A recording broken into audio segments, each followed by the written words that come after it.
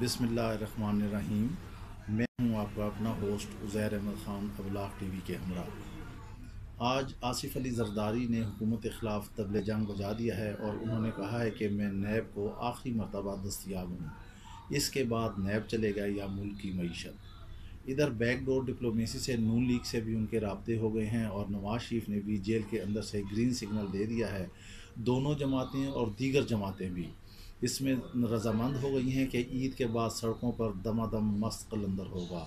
इस मुफाहमती अमल में किसने अहम किरदार अदा किया? वो हैं मौलाना फजल रहमान।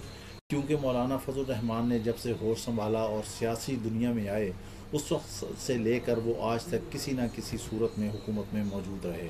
ये उनकी ज़िंदगी में पहली मरतबा है जब वो ना तो कश्मीर कमेटी के चेयरमैन हैं, ना किसी और कमेटी के सरबराह हैं, ना ही कोई हुकूमत में उनका खासा किरदार है, जिसकी वजह से वो खासे परेशान हैं। पिछले दिनों उन्होंने बगड़ी तगोदो की बड़े दौड़ें लगाईं कि किसी न किसी तरह से मामलात हल हो जाए। आखिरकार वो इस लिहाज से कामयाब हो गए हैं। अब उन्होंने दोनों पार्टियों में मुफाहमत कर दी है। नवाज शरीफ भी तैयार हैं, जरदारी भी तैयार हैं, ज़ाहिर है JUIF भी तैयार है और दीगर जमातें भी उनके साथ मिल जाएंगी। अब इसमें कमज़ोरी कप्तान की है, क्योंकि कप्तान ने मुल्क में इन्फ्लेशन इस हद तक कर दिया है कि हर आदमी सड़कों पर आने के लिए तैयार है।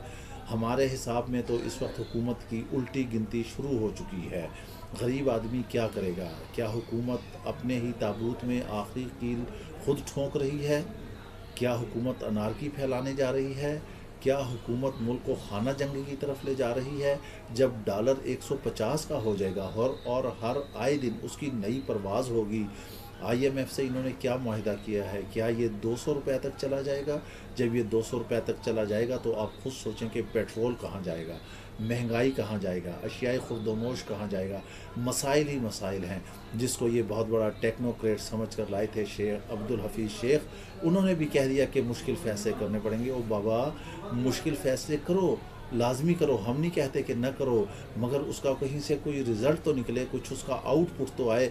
बस फैसले कर रहे हैं, फैसले कर रहे हैं, अमल कहाँ है? कहाँ से मामलात आगे चल रहे हैं? हालात इस नहज तक पहुँच चुके हैं कि दिगरगूं हो चुके हैं।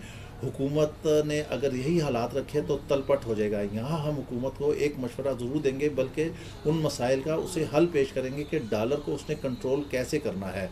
जैसा कि तुर्की में आ गया था मसला और तुर्की ने डॉलर को कंट्रोल किया। या तो हुकूमत जो है वो डॉलर मार्केट में फेंके या इकनॉमिक्स के उसूल तलब रसद पर अमल करे, फिर ये मामलात हो सकते हैं। और ये जितने ब्लैक मार्केटर हैं जो रोज़ाना सुबह उठ के सिर्फ उनका काम यही है कि वो लाखों करोड़ों के डॉलर ख़रीदते हैं, फिर डॉलर नायाब हो जाता है और उसके बाद डॉलर की कीमत बढ़ जाती है। इन लोगों को पाबंद किया जाए कि जो डॉलर ख़रीदने आ रहा है वो टैक्स से मुतल्लिक़ रिटर्न्स दे, वो दस्तावेज़ात दे और अपने इनकम के सोर्स बताए कि उसने जो 1 करोड़ के डॉलर ख़रीदे हैं वो 1 करोड़ कहाँ से है।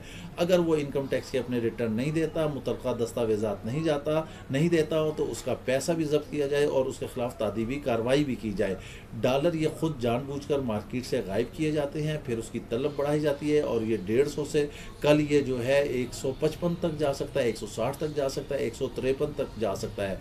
ये IMF के हाथ या गिरवी रख दिया है या कोई ईस्ट इंडिया कंपनी की तारीख दोहराई जा रही है। जैसे ईस्ट इंडिया कंपनी आई थी थोड़े से इलाके के लिए और फिर वो होते होते पूरे बर्रे सगीर पाको हिंद पे फैल गई है। चूँकि CPEC भी है, गवादर भी है और अमेरिका को ये बर्दाश्त नहीं है, इस वजह से उन्होंने ये लाएहमल इख्तियार किया है कि IMF को यहाँ पर इंडल्ज किया जाए और उसके ज़रिए पाकिस्तान को मकरूज़ किया जाए, इसकी कौम को कसा जाए और CPEC को ख़त्म किया जाए, गवादर को ख़त्म किया जाए।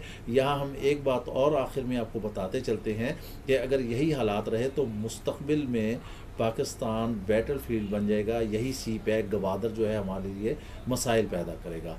अपना ख्याल रखिएगा। इसके साथ ही उज़ैर अहमद ख़ान को इजाज़त दीजिए। अल्लाह हाफ़िज़।